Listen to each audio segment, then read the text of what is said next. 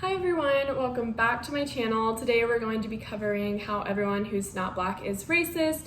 If you hadn't had a chance to take a look at my last video, which talked about what racism is, I would highly suggest that you do that. It should be in the same playlist as this video, so it shouldn't be too hard to find.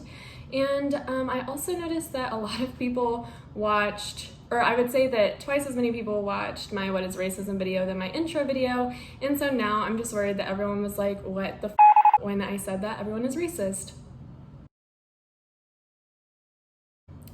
Anyway, I'll be getting into the hierarchy part of Stephen Roberts' definition of racism today. So last week I covered how racism is a system by discussing the micro, meso, and macro levels of racism, but then getting into how everyone who's not Black is racist gets into the hierarchy part. So I'll start by discussing the definitions of race, ethnicity, and nationality to ground us, and then I'll get into the bulk of the video, which is about the US's history of anti-Blackness and how non-Black individuals contribute to and benefit from that. So let's get started. To understand how these categories are constructed in the United States, what better place to look than the US Census?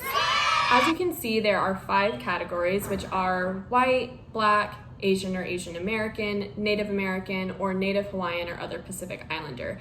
And they even specify that these categories are based on social definitions. I'll be getting more into how race is socially constructed in the history section, but for now, this is just really important for understanding how some ethnic minorities actually fit into the white category. So now we'll move on to ethnicity. So the only ethnicity question on the US Census is actually about Hispanic origin, and I was kind of shook when I realized this because I had never noticed it before, but it actually makes a lot of sense when you think about it. For example, when you Google ethnicity, it mentions a shared cultural or national tradition. For all of these other racial categories, they can encompass these shared traditions between nationalities and ethnicities within them, but that's a bit more difficult for Latinx folks because of US and global conceptions of Latinidad and who colonized us. For example, if you're Laotian and Black, you can just check Black and Asian and keep it pushing. And that's not to say that all Asian cultures are exactly the same, but there is a shared history there that spans across Asian identities. However, for an Afro-Latino, it makes sense to be able to check Black and Hispanic. This is because an Afro-Latino isn't going to have the same shared history or cultural traditions with white America that it would with Latin America, which is why being able to check Black and Hispanic rather than Black and white is really important.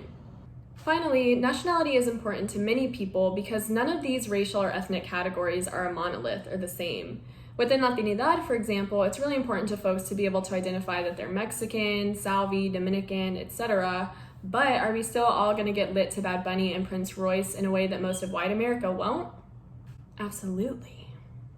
So basically, race captures the big categories that we've created for people, and within those are shared national and cultural traditions. However, we created the term Latinx because a Latinx person can be of any race, but their cultural history doesn't fit neatly into any one category. I'm only going to be covering some of the really big shifts that demonstrate how race is socially constructed, so bear with me as I skip along through history. But when I say socially constructed, I mean that society has created the definition for racial categories that we have at any given moment. And I'll be starting with the founding of what is currently known as the United States. But before I do that, I do want to acknowledge that along with being anti-Black, this country is also anti-Indigenous, and that would require its own video series to cover that history adequately.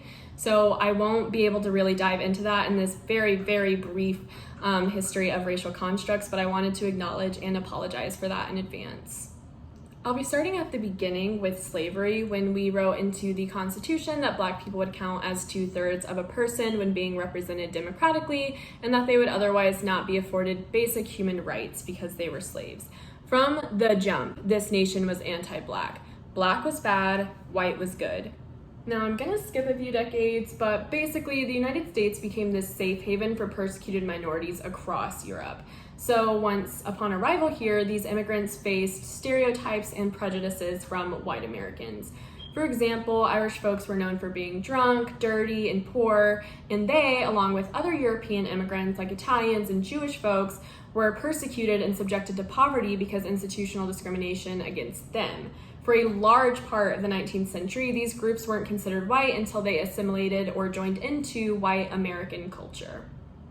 But then the US started developing some competing interests in the early 20th century, like how is eugenics going to work without seeming too suspicious?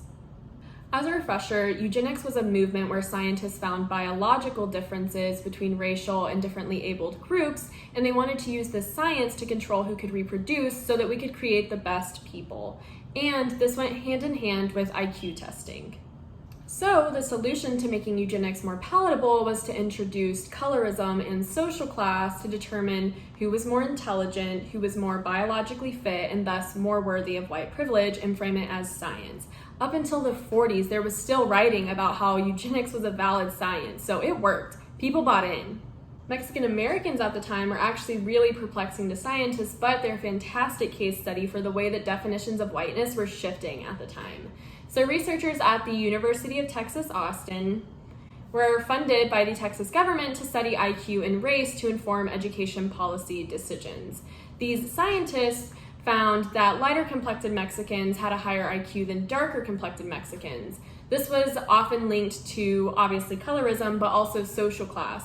Some Mexican Americans, depending on their social class at the time, were allowed to assimilate into white America because they were viewed as more Spaniard than other Mexicans, which is anti-indigenous, but I digress. Again, black is bad, white is good, and the closer you are to either end of that spectrum, the more you reap the harms or benefits of those identities.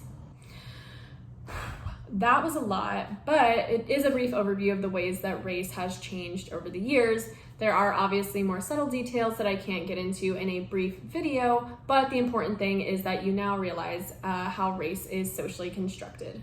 So the TLDR, or to summarize, is that we started this country, we said black is bad, white is good, but then we started getting some like poor European immigrants, and we were like, okay, black is bad, European poor white immigrants are kind of bad, white is good, but then eugenics hit and the scientists were like, oh my God, it is so tiring trying to eradicate or control the reproduction of every racial and ethnic minority in the United States. So to fix that, they were like, all right, if you can get your coinage and you are not darker than this, you can join the white table. And now we're here.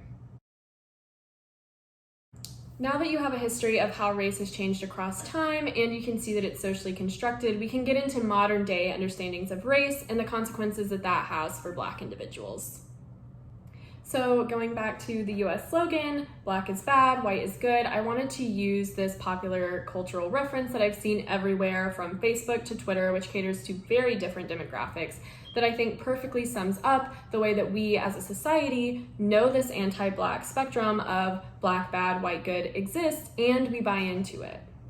Quite frankly, if you get these jokes, you get the entirety of this video. As you can see, people of all political groups have used this meme and understand it. It, quite frankly, sums up the spectrum of anti-blackness that is pervasive in the United States.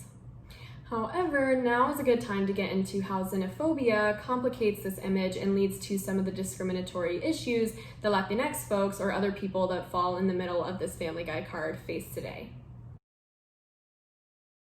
Xenophobia is the dislike or prejudice against people from a different country. So oftentimes when brown-skinned Latinx folks are facing discrimination similar to that of what Black individuals face, it's often stemming from a place or an assumption that they're an immigrant more so than it being about their race. However, Latinx folks who aren't Indigenous or are mestizo benefit from falling into the white category because they might be white passing in a way that even a mixed-race Black individual isn't. This is what really captures this idea of racism being a hierarchy, because there's groups of people, such as Latinx folks, who may be lower or higher on the ladder of social class and can access the benefits of whiteness at any time just because of their skin color. Again, this is something that we all know, and the meme proves it, but I want to share a story that kind of grounds these ideas because I don't want to push this narrative that I'm like better than thou or that I am exempt from perpetuating prejudices, because I'm not exempt from perpetuating them now and I never have been. So I come from a Mexican-American white household. So my dad is a brown-skinned Mexican man, my mom is a white woman, and there was one day when I went to the store with my mom and my brother. My brother was like in 5th grade at the time, so I was around 5 or 6 because we have like a 5-year age difference. And my brother ran into one of his teachers at the store. And so his teacher was a white man and he was married to a black woman. So when he walks up to say hi, I like pull on my mom's shirt and I'm like, hey, like, is that allowed? Like, are they allowed to be together? And my mom was mortified. Oh my God, she was mortified. And so then, you know, like, she's like, Alexis, don't say things like that. And then we go home and later she like tells my dad and she's like, you won't believe what your daughter said in the store today. You will not believe what she said. And so my parents decide to sit me down and they give me this chat about how like it's okay for white and black people to be together. That's totally normal. But then my dad just like has this moment where he's like, you see brown people with white people all the time. He's like, me and your mom are like that. Your Theo and like your uncle are like that. Like, he was like, what's not clicking? What's not clicking?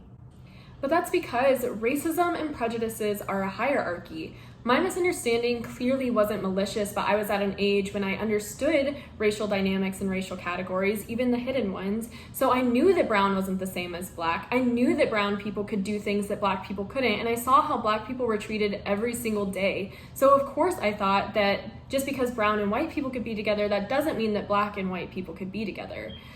Even at the age of 5 or 6 years old, I knew that not all colors were created equal. And I hope that after the video today, you can see that more clearly too and understand why you see that. To wrap up, I'll just be bringing in some examples from last week to tie in the systems pieces to the hierarchy parts that we learned today.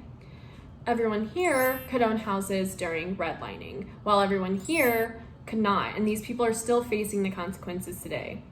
Everyone here is taken seriously during healthcare visits, while everyone here are viewed as not needing or wanting Western medicine, and then everyone here is viewed as not feeling as much pain as the people in the above groups, and each of these prejudices lead to poorer treatment of people of color in the healthcare system.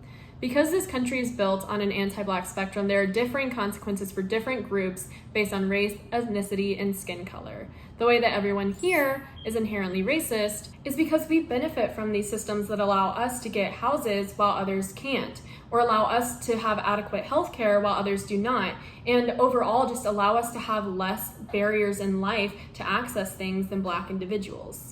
When folks say that everyone is racist or that white privilege exists, we aren't saying that the people in these more privileged groups can't experience or face struggles. What we're saying is that there's less barriers to living for non-black people than there are for black people solely because of their skin color and their race. But that's all I've got for you today, so thank you so much for tuning in. I hope that now you can see the way that race is socially constructed and how that's changed over time, and I hope that you can also see the way that race constructs exist today and the consequences that that has for people of various racial or ethnic backgrounds. So of course, like, comment, share, and subscribe, and please comment any topics that you'd like to see covered or questions that you may have. And tune in next Sunday where I'll be covering how black people can internalize racism and perpetuate prejudices. But thank you so much again for tuning in, and I hope to see you next week. Bye!